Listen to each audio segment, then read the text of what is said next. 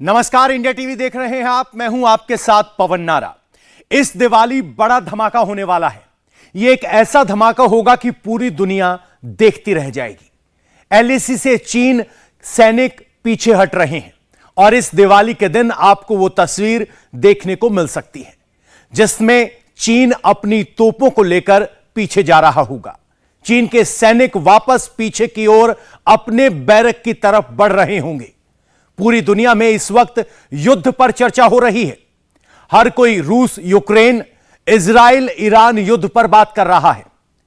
आज ही इजराइल ने 2000 किलोमीटर दूर जाकर ईरान की राजधानी तेहरान पर अटैक किया है। इजराइल के इस ऑपरेशन में 100 से ज्यादा फाइटर जेट्स का इस्तेमाल किया गया। F-35 स्टेल्थ फाइटर जेट्स को भी ऑपरेशन में शामिल किया गया। इजरायली हमले में ईरान के ड्रोन्स और मिसाइल प्रोडक्शन साइट्स को कम से कम 20 ठिकानों पर निशाना बनाया गया। लेकिन दूसरी तरफ हिंदुस्तान ने एक युद्ध होने से रोका है। दुनिया में दो सबसे बड़े आबादी वाले मुल्क हैं, भारत और चीन। दोनों देशों की फौज करीब 4 साल तक एक दूसरे के आमने सामने रही और अब इस दिवाली भारत चीन सीमा यानी एलएसी पर युद्ध का खतरा टल गया है। एक महायुद्ध रोक दिया गया।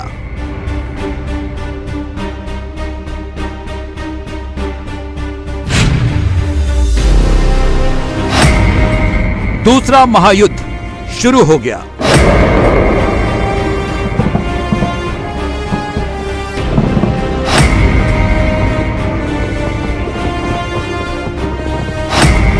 कैसे एक महायुद्ध रुक गया?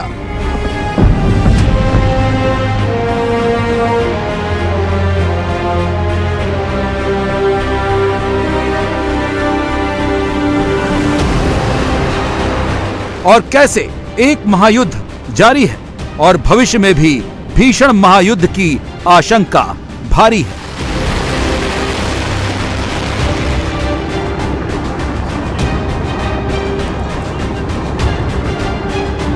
एक महायुद्ध कैसे रुक गया? उसका जवाब है ये। आंखों में आंखें डालकर बात करना इन्हें आता है। झुकना नहीं है, धैर्य और शांति से अपनी बात कहना आता है।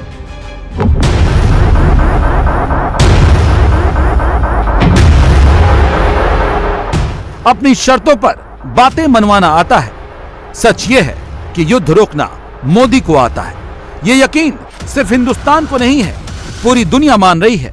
चीन जैसा ताकतवर देश भी झुकता है, बस मोदी जैसा झुकाने वाला चाहिए। सीमा पार पिछले 4 वर्षों में उत्पन्न हुए मुद्दों पर बनी सहमति का हम स्वागत करते हैं। सीमा पर शांति और स्थिरता बनाए रखना हमारी प्राथमिकता रहनी चाहिए। म्यूचुअल ट्रस्ट, म्यूचुअल रिस्पेक्ट और म्यूचुअल सेंसिटिविटी हमारे संबंधों का आधार बने रहना चाहिए। अमेरिका जैसा सुपर पावर गेम खेलता रह जाता है, कुछ नहीं कर पाता है क्योंकि मोदी जैसा डिसीजन लेने वाला चाहिए। आज हम देख रहे हैं कि खाड़ी में there is missile rockets are fired on shipping.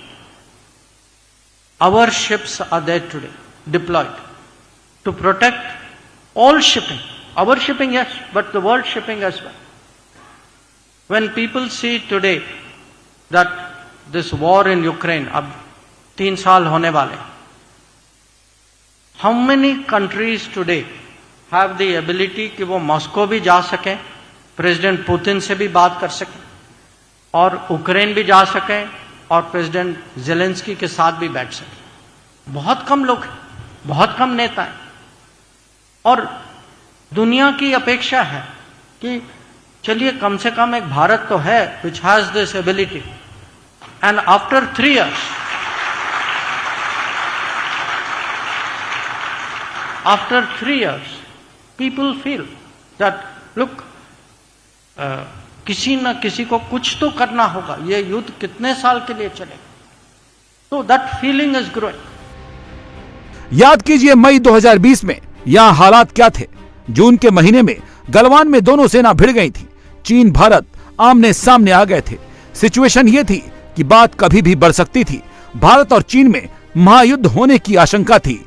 तनाव बढ़ चुका था, हालात बिगड़ चुके थे, सेनाएं आमने सामने खड़ी थीं, लेकिन मोदी ने अपनी समझबूझ से अब सब रोक दिया। बस ये तस्वीरें देख लीजिए, समझ जाएंगे भारत ने क्या किया और मोदी ने कैसे एक महायुद्ध को रोक दिया। ये तस्वीरें अमेरिकी सैटेलाइट से ली गई हैं। चीन के डेप्सांग में पेट्रोल पॉइंट 10 पर 7 अगस्त को चीनी सेना का बड़ा स्ट्रक्चर दिखाई दे रहा है, जहां दोनों देशों के तनाव के बाद चीनी सेना ने अस्थायी निर्माण कर लिया था, वो अब हटा दिया गया है। सैटेलाइट की तस्वीरों में देख सकते हैं कि 7 अगस्त का डेप्सांग जहां बड़ा स्ट्रक्चर खड़ा है, 25 अक्टूबर का डेप्सांग समतल हो गया है। डेप्सांग ही नहीं, डेमचोक की सैटेलाइट पिक्चर भी आई है। यहां से चीनी सेना पीछे हट गई है। बहुत कम शब्दों में कहूं तो भारत और चीन लाइन ऑफ एक्चुअल कंट्रोल के बचे हुए हिस्से में मतभेद को निपटाने के लिए कूटनीतिक और सैन्य स्तर पर लंबे समय से बात कर रहे थे। इस बातचीत के नतीजे में जमीनी हालात को लेकर समानता और आपसी सुरक्षा के सिद्धांतों के आधार पर हालात बहाल करने को लेकर दोनों देशों में सहमति बन गई है। इस आम सहमति के तहत पारंपरिक इलाकों में गश्त लगाने और जानवरों को चराने को लेकर भी सहमति बनी है। ये सब इतना आसान नहीं था। कजान में हुई मोदी जिनपिंग की मुलाकात के बाद ये सब हुआ और रूस की दोस्ती की वजह से हुआ और अमेरिका को बताने के लिए, अमेरिका को दिखाने के लिए हुआ कि पूरी दुनिया पर राज करने वाले दिन गए। अमेरिका यूरोप के अलावा भी एक दुनिया है और दुनिया को चलाने वाले बड़े बड़े प्लेयर भी हैं। इंडिया की फॉरेन जो पॉलिसी है उससे इस टाइम ये एज अ रोल मॉडल बन चुकी है पूरी दुनिया के लिए। अब वेस्ट क्या करता है, यूएसए क्या करता है, उसके मुल्क के अगर इंटरेस्ट के अगेंस्ट कोई चला गया उस पर सैंक्शन लगा देता है। इंडिया सैंक्शन नहीं लगाता, ना वो लगाने की भी अथॉरिटी रखता है। लेकिन अब आप ये देख लें, अकेला एक ही मुल्क है पूरी दुनिया में जिसके इस टाइम इजराइल से भी अच्छे ताल्लुकात हैं, ईरान से भी अच्छे ताल्लुकात हैं। जबरदस्त ईरान खेला है, मतलब हाँ, ऐसी उनकी फॉरेन पॉलिसी है, बिल्कुल ऐसी उनकी स्ट्रेटेजी है कि और इवन इसके अलावा रशिया से भी बेहतर है, यूक्रेन से भी बेहतर है। रशिया और यूक्रेन उन्होंने तो अपने एम्बेसडर को वहां से इजराइल से वापस बुला लिया। लेकिन वाहिद इस टाइम दुनिया में एक ही इंडिया कंट्री है जिसके एम्बेसडर इस टाइम इजराइल में मौजूद हैं और ईरान में भी मौजूद हैं। तो ये बात ईरान को भी बहुत अच्छे से पता है कि ईरान और इजराइल वार के अंदर इंडिया कितना बड़ा रोल प्ले कर सकता है। जब आपके एम्बेसडर ही नहीं रहे, टेबल टॉक ही आपने खत्म कर दी, तो वार, क्योंकि जितनी भी वार हो जाए खत्म तो टेबल टॉक पे होनी है। तो टेबल टॉक का इस टाइम जो एक वाइड मीडिएटर है जो आपका एज अ कैटलिस्ट काम कर सकता है वो इंडिया है। इंडिया को आप इस टाइम पूरी दुनिया की फॉरेन पॉलिसी से निकाल ही नहीं सकते। अगर आप इंडिया को निकालें तो फॉरेन पॉलिसी एग्जिस्ट ही नहीं करती। आपकी ईरान इजराइल वॉर इंडिया, आपकी यूक्रेन रशिया वॉर इंडिया, और इसी तरह अब आप किसी भी पर्सपेक्टिव से मिडल ईस्ट में आप चले जाएं। ठीक है, इवन अब तो हम ये भी कह सकते हैं कि रशिया और अमेरिका वार इंडिया, चाइना और अमेरिका वार इंडिया। तो मिडल ईस्ट को भी देख लें, इजराइल मिडल ईस्ट की प्रॉब्लम है ना, ठीक है, तो इंडिया, ठीक है, हर जगह इंडिया मजबूरी बन चुका है। इंडिया के बगैर ये 5 वार, 4-5 जो भी वार चल रही है मुल्क के अंदर, दुनिया के अंदर, इनको जब भी खत्म करना पड़ेगा तो सबसे पहले जो नंबर 1 चॉइस होगी वो प्राइम मिनिस्टर नरेंद्र मोदी होंगे, जयशंकर होंगे, अजीब डोवल, ये इनके बहुत एक्सपर्टी। ये तस्वीर सबसे ज्यादा अमेरिका और यूरोपीय देशों को चुभ रही है, क्योंकि अमेरिका चाहता था रूस डिस्टर्ब है, चीन को रोकना है और भारत को युद्ध में झोंकना है ताकि तीनों कमजोर हो जाएं और उसकी अपनी बादशाहत बनी रहे। लेकिन अमेरिका का दांव उल्टा पड़ गया। भारत चीन ने विवाद की आशंका को मिलकर कम कर दिया। अमेरिका इसीलिए ज्यादा परेशान है जैसे उसने यूक्रेन को बलि का बकरा बनाया, लेकिन रूस का कुछ नहीं हो पाया। इजराइल वार को भी वो भड़का रहा है, युद्ध रुकने का नाम नहीं ले रहा है, और जो भारत चीन युद्ध के मुहाने पर खड़े थे वैसा वहां कुछ हुआ ही नहीं। जरा सोचिए, अगर भारत चीन में महायुद्ध जैसे हालात बनते तो क्या होता। ग्लोबल फायर पावर इंडेक्स जो दुनिया के देशों की ताकत का डेटा देती है, उसके हिसाब से भारत में जहां सैनिक 14,55,550 हैं, चीन में कहीं ज्यादा 20,35,000 के करीब हैं। भारत का डिफेंस बजट $73.9 बिलियन का है, जबकि चीन का $229 बिलियन। भारत के पास फाइटर एयरक्राफ्ट 606 हैं, जबकि चीन के पास 1207। हेलीकॉप्टर 869 भारत के पास हैं तो चीन के पास 913। अटैकिंग हेलीकॉप्टर इंडिया के पास 40 हैं तो चीन के पास 281। टैंक भारत के पास 4614 हैं तो चीन के पास लगभग 5000। बख्तरबंद गाड़ियां भारत के पास 1,51,248 के करीब हैं तो चीन के पास कहीं ज्यादा 1,74,300 के करीब हैं। भारत के पास तोपखाना 140 है जबकि चीन के पास तोपखाना 3,850 है। रॉकेट प्रोजेक्टर भारत के पास 702 हैं, चीन के पास 3,180 हैं। भारत के पास फ्लीट 294 है, चीन के पास कहीं ज्यादा 730 है। एयरक्राफ्ट भारत और चीन के पास बराबर बराबर हैं। सबमरीन भारत के पास 18 हैं, चीन के पास 61 हैं। इतने ताकतवर देश अगर युद्ध में जाते तो क्या होता, कितना बड़ा संघार होता। चीन भारत न तो यूक्रेन है और न ही ईरान, दोनों एटमी ताकत हैं और जब युद्ध होता तो परमाणु युद्ध तक जा सकता था। International defence think tank Stockholm international peace research institute SIPRI का जो डेटा है उसमें अमेरिका के पास 5,244 एटम बम है जबकि रूस के पास 5,889, चीन के पास 410, फ्रांस के पास 290, ब्रिटेन के पास 225, पाकिस्तान के पास 170, भारत के पास 164 और इजराइल के पास 90 परमाणु बम है। और ऐसे में जब भारत चीन का युद्ध होता तो पूरी दुनिया यकीनन दो ग्रुप में बढ़ जाती, लेकिन युद्ध रोकना मोदी को आता है। उनकी लड़ाई हुई, उनके मामलात बने, 5 साल ताल्लुकात डिस्टर्ब रहे। ठीक है। दोनों कंट्रीज ने हार्ड लेसन जो था वो लर्न कर लिया। ठीक है। दोनों कंट्रीज का जो माइंडसेट है, जो विजन है, वो है ट्रेड को, बिजनेस को, इकोनॉमी को बूस्ट करने के लिए। उनको दोनों कंट्रीज की इकोनॉमी इतनी मैटर करती है कि उसके लिए उन्होंने लाइन ऑफ एक्चुअल कंट्रोल का जो मामला है ना, दोनों ने उसके ऊपर फ्लेक्सिबिलिटी दिखाना शुरू कर दी है। और चाइना को शायद ये समझ आ गई है कि इंडिया और पाकिस्तान में फर्क है। सबसे बड़ी आबादी के दो मुल्कों ने विनाश की जगह युद्ध की आशंका को खत्म कर दिया, जबकि दुनिया में दो युद्ध फ्रंट खुले हुए हैं। पहला भारत से 3,116 किलोमीटर दूर यूक्रेन और 5,089 किलोमीटर दूर रूस, दोनों के बीच में युद्ध 2 साल से चल रहा है। और दूसरा फ्रंट 4,532 किलोमीटर दूर इजराइल और भारत से 2,796 किलोमीटर दूर ईरान के बीच खुला हुआ है। उस युद्ध में अमेरिका है, यूरोप है, इजराइल है और ये युद्ध बढ़ता ही जा रहा है। यूरोप, अमेरिका समेत 32 नाटो देश प्रत्यक्ष अप्रत्यक्ष रूप से इस युद्ध में इन्वॉल्व हैं। क्वाड में भी अमेरिका, ऑस्ट्रेलिया, जापान और भारत हैं, लेकिन भारत युद्ध का हिस्सा नहीं है। भारत ने ब्रिक्स में जिनपिंग के साथ मिलकर जो डिसीजन लिया है उसने अमेरिका और यूरोप की सारी रणनीतियों को धराशायी कर दिया है। पूरी दुनिया में LAC पर तैनात चीनी सैनिकों की ये तस्वीरें वायरल हैं। जो देश महायुद्ध के मुहाने पर खड़े थे, जो देश 5 साल से एक दूसरे के सामने हथियार लेकर डटे थे, उस चीन के सैनिक अब LAC पर सॉफ्ट टॉयज के साथ खेल रहे हैं। ये सब ऐसे नहीं हुआ है। भारत ने बड़ी समझदारी और धैर्य से एक महायुद्ध को रोक लिया और वहीं खुद को सुपर पावर कहने वाला अमेरिका 2 युद्ध नहीं रोक पा रहा है। अमेरिका को सबसे ज्यादा दिक्कत इसलिए हो रही है कि इंडिया चाइना रिलेशन और भारत की डिप्लोमेसी के बदलाव ने अमेरिका का पूरा खेल पलट कर रख दिया है। अमेरिका को लग रहा था कि पूरी दुनिया में पत्ते उसके हिसाब से बिछ रहे हैं। अमेरिका ने भारत को कमजोर करने के लिए क्या क्या नहीं किया। आरोप तो यहाँ तक है कि तीसरी बार मोदी की सरकार रोकने की उसने साजिश की थी। बांग्लादेश में तख्ता पलट के पीछे भी अमेरिका का ही हाथ है, क्योंकि अमेरिका को भारत और शेख हसीना की दोस्ती परेशान कर रही थी।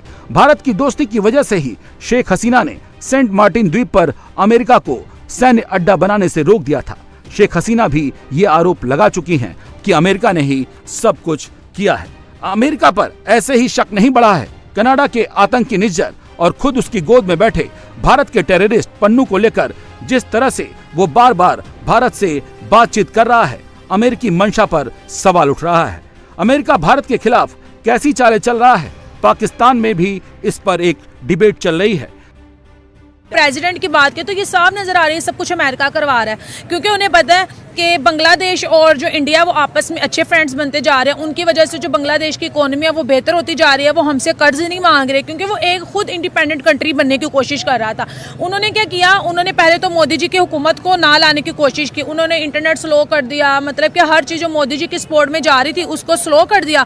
और अमेरिका ने और जो मोदी जी के खिलाफ वीडियोज बनाते थे उनको रीच दे दी ताकि यही वीडियोज वायरल हो। इस वजह तो शो में कल ठीक हो गया। अगर हम बांग्लादेश की बात कर लें, ये मैं बोलूंगी कि बांग्लादेश में कोई ऐसा इंसान जरूर है जो अमेरिका का बिल्कुल पुतला बना हुआ है, ठीक है। मोहम्मद यूनुस उसकी सरकार तो है ना, जो मोहम्मद यूनुस है वो इसकी सबसे बड़ी एग्जांपल है। वही बांग्लादेश में सब कुछ करवा रहा है, क्योंकि वो बांग्लादेश का सगा नहीं है। जो सगी थी उनको उन्होंने निकाल के भेज दिया, और अब उनको भी डिमांड करें तो पता नहीं बांग्लादेशी इतने मुझे ऐसा नहीं है कि ब्रिक्स कामयाब हो गया है शायद इस वजह से अमेरिका दोबारा से प्रोटेस्ट, इसी वजह से तो उनको मिर्चें लगी है ना अमेरिका को, क्योंकि जो इंडिया उनके तो जो इंडिया ना वो तो अमेरिका की किसी बात पे एग्री करता नहीं है, ठीक है। इवन कि अमेरिका खुद चाहता है कि हम इंडिया में आके इन्वेस्ट करें, ये करें वो करें।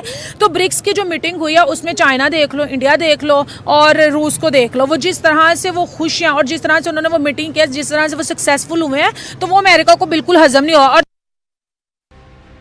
पाकिस्तानी भी कह रहे हैं भारत पाकिस्तान नहीं है, कि जब चाहा डरा दिया और दबा दिया। भारत का दोस्त रूस है, पक्का दोस्त है, अमेरिकी चाल को जानता है। मोदी से मिलकर पुतिन ने पूरा खेल पलट दिया है। अमेरिका जो नहीं चाहता था रूस ने वो करके दिखा दिया है।